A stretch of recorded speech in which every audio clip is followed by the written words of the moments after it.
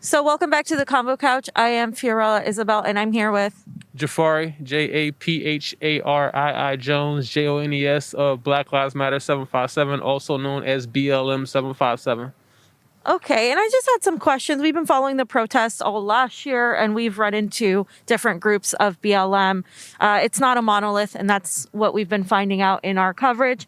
What is the difference between BLM757 and other chapters? Specifically, what guidelines does your organization go by? I don't think there's specifically a difference. We are independent. I do feel like all different BLM chapters are pertinent to their local area. We were formulated for the 757 area, aka the Hampton Roads area of Virginia, to combat police brutality and make sure the political wheels are spinning in the right way in our area. We were originally formulated in 2016. We were sparked by the death of Philando Castile, as well as the murder in our own area of William Chapman, India Kager, and David Latham. These were different police-involved shootings that the world didn't know about. They weren't in the Say Your Name or any of the Black Lives Matter chants. So we wanted to make sure that our area was taken care of as well. Our area was sharing all the national stories, which there's nothing wrong with, but we had injustices going on in our own local area. So if anything, we would like to think that we have a lot more in common than different. Only thing different is locality.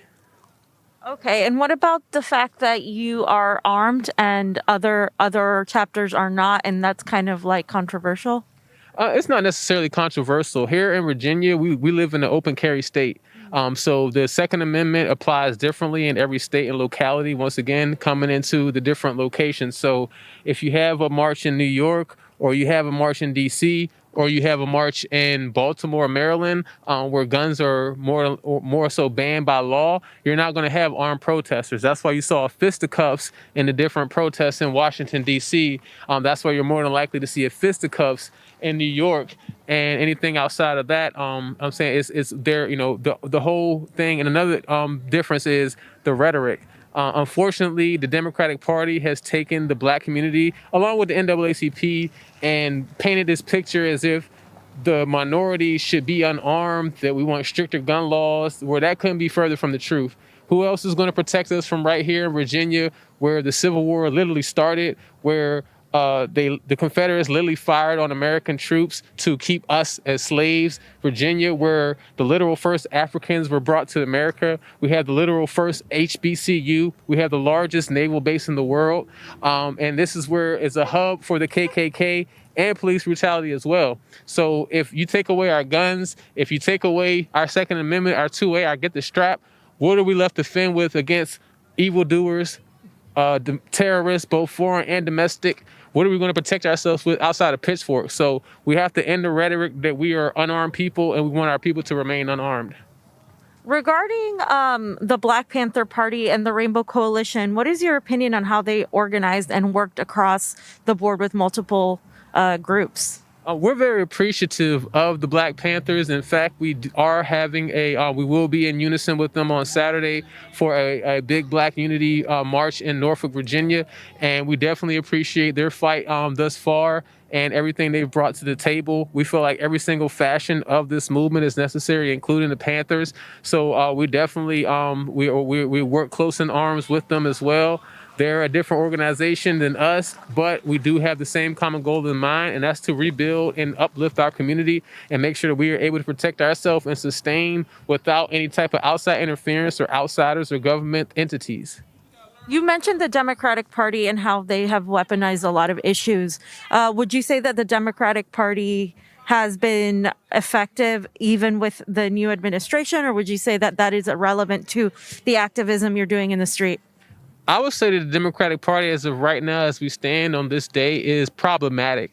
The different things that have been promised, even up to the different presidencies, and we've been in this since 2016. So we've been able to actually see an entire political cycle where whoever the stakeholders are, if they wanted to do something, they could have. Whether it be a 2-year stint from House of Delegates, where they've had 2 to 3 to 4 different stints in the last few years, because it's a 2-year stretch here in Virginia, up to the Senate, up to the Attorney General, up to the Lieutenant Governor, up to the Governor. And now that the entire Democratic Party has the House and the Senate, it's time to show and prove. But at the same time, if we've been fighting this fight since the civil rights era in the 60s, and now we're looking at 2021, and we can't see any type of change, any type of difference, that's why we promote independent parties. We encourage people to look into the Libertarian and the Green Party, and we ask everybody to make sure that they're exploring all their options. Don't just be stuck on the Democratic and Republican ticket. Make sure you're doing your due diligence. Make sure you're seeing that we haven't been being blinded by, no offense to you all, but the media, headlines, and different parties. At the end of the day, it's a Republican Party, it's a Democratic Party, it's a Libertarian Party, but we have lives at stakes. There's no fun, so there is no party. So I think we need to get away from the entire system of this and that and the third, and look more for the people. Find out what the people want, find out what's going on in these neighborhoods, and actually get in the nitty-gritty with the people. There have been groups of militias that have worked together, certain BLM chapters that have worked together with Boogaloo Bois or other militias. What do you think about that? A lot of that is frowned upon or controversial, but there are several groups doing it. Once again, I have to circle back to the media headlines, and we have worked with Boogaloo Bois. We will work with Boogaloo Bois in the future. They are anti-government, and anybody who is anti-government is seen to be deemed a threat to society. The Panthers are anti-government. We are anti-government. More than likely, you are anti-government, and you don't know it. The war on drugs is a pain in itself.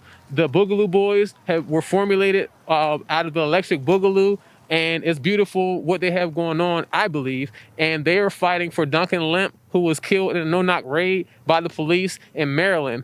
That literally 24 hours after Breonna Taylor was murdered by 24 hours before Breonna Taylor was murdered in a no-knock warrant. So they were both killed in similar situations. The one constant factor in this is law enforcement. So with that being said, they do stand with us. We stand with them. They're out here fighting for freedom and liberty. We're out here standing for and fighting for liberty and freedom. Again, it comes down to those media headlines where they were immediately put out there as a far-right extremist movement. And far-right, for those who don't know, right is generally Republican. They aren't even Republican. They consider themselves libertarian. So that was a red flag. And then we were able to do research, and we sat down with individuals, and we talked to individuals, and what we're always going to be willing to do is have a dialogue. Malcolm X had to sit down with the KKK. Dialogue does not equal sponsorship or agreement to whatever you're having a conversation with that person about. If you're at war, the people are going to sit down together and they're going to talk. Enemies. The general, they're going to sit down. They're going to see if there's a reason to go to war or a reason to preserve their soldiers and their families of these soldiers. And if it's not meaningful enough to go to war, they will scrap their differences, agree to disagree, and everybody will stay on their own land. We have to get out of the mentality where, oh, you're a Republican, I'm a Democrat, I gotta hate you.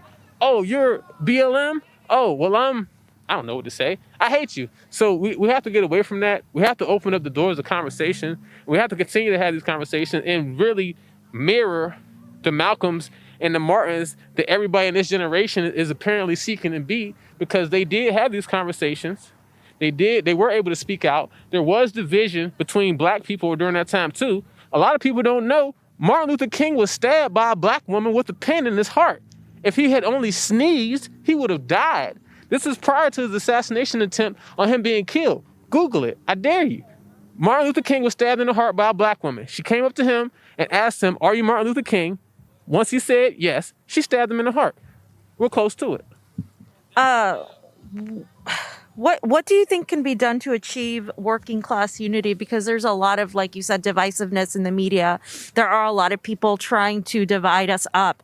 How does the working class, especially people of color and minorities who tend to be working class, achieve unity during these hard times of pandemic and economic strain? Well, it starts with conversation.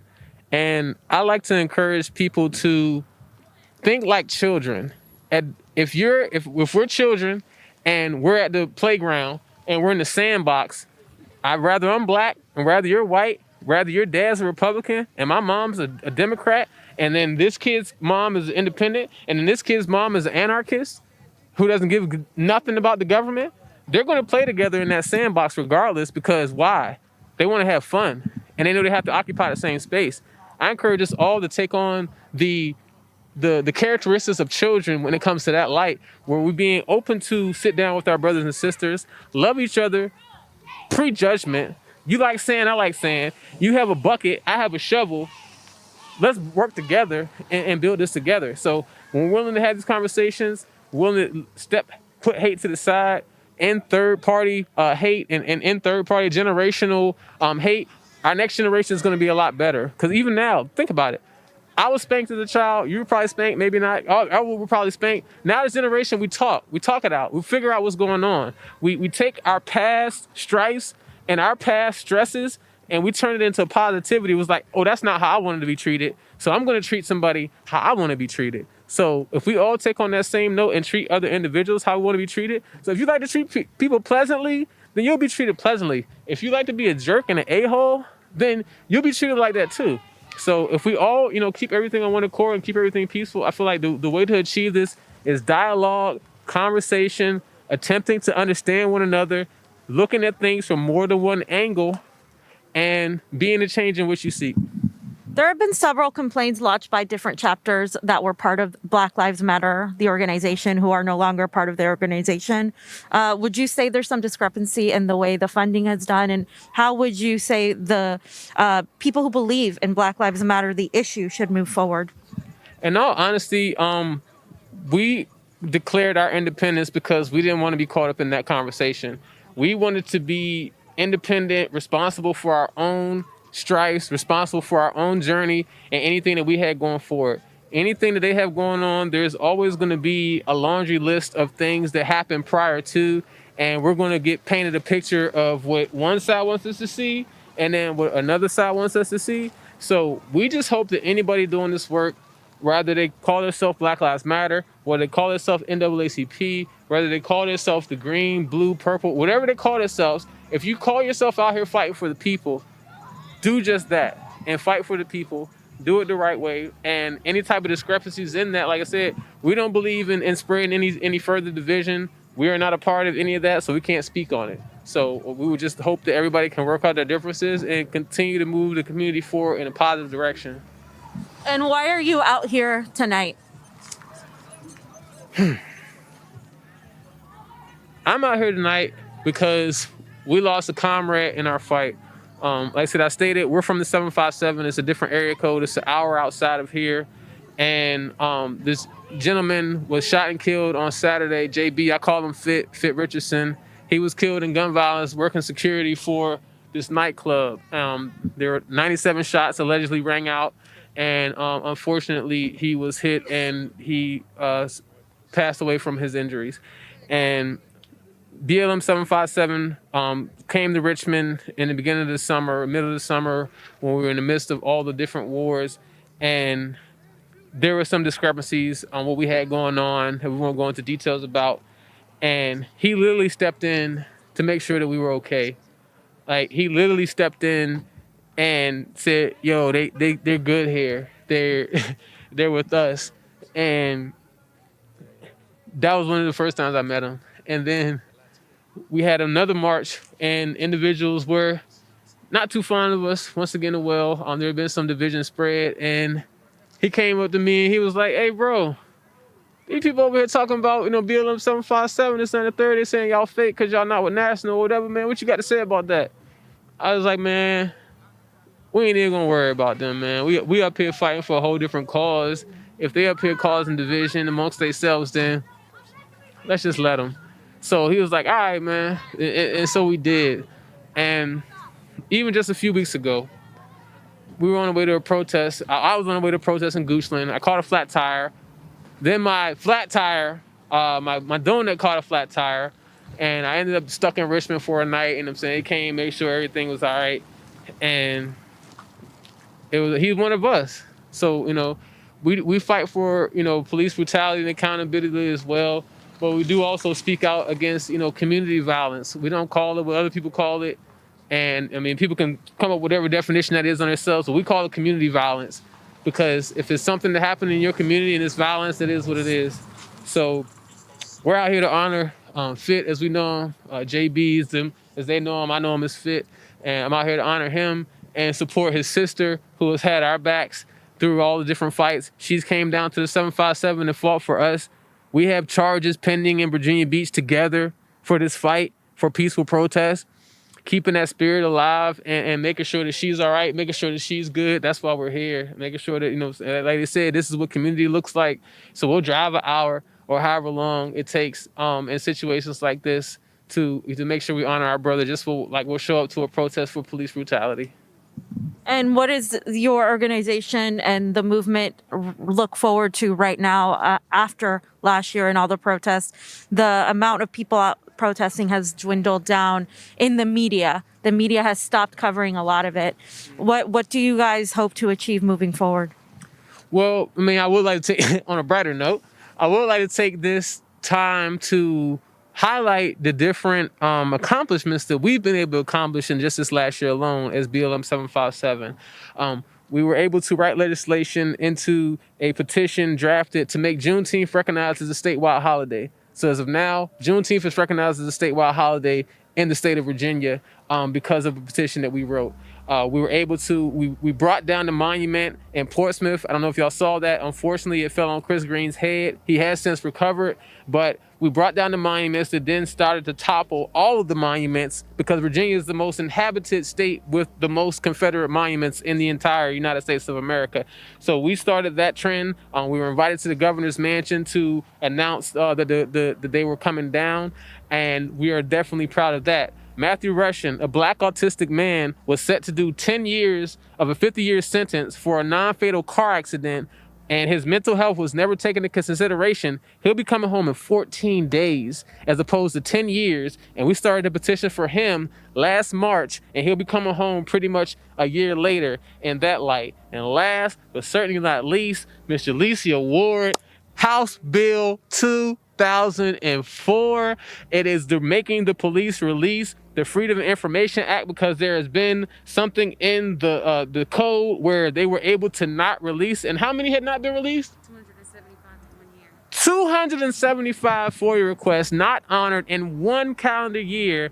But as of July 1st of this year, that will be no more. And so we will be able to move forward in that. I'm running for Lieutenant Governor of Virginia. Ms. Jalecia Ward is running for House of Delegates in the 99th District. So we're taking it out of the streets. We're taking it into the House. And we want to encourage people to continue to fight. Don't just protest. Protest with purpose. Make sure that you're out there. Make sure that if you are the organizer of these protests, at the end of that protest, you should be able to tell people who show up to support what you're talking about where they should go next. Should they be texting somebody? Should they be emailing somebody? Should they be calling somebody's office? Should they be showing up somewhere? Whatever they should be doing, make sure they know that at the end of each protest, so you're not just protesting just to protest, and you're not just screaming at the clouds. So we look forward to more success. We look forward to more moving forward in a positive direction. We're looking forward to being the change again in which we seek, and taking it off of the streets and into the big house, and making sure that our ancestors did not die in vain. Make sure our ancestors did not have dogs sicked on them in vain. Make sure for 400 years of slavery, they're all honored, and every single ancestor anywhere in between is honored and exemplified. We are our ancestors' wildest dreams, and we just want to continue to be that. All right. Thank you very much for talking with us. We appreciate it. Thank you.